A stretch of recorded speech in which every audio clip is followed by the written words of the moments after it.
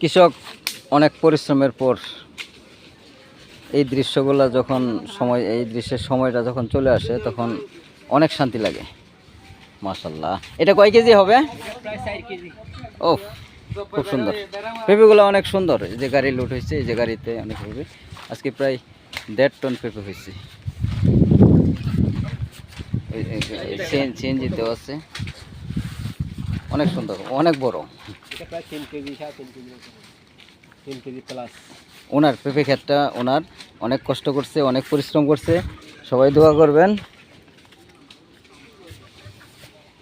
এই বর্ষাকালে ওনার বাগানটা খুব কৌশলে ঠিক রাখছে। দুজন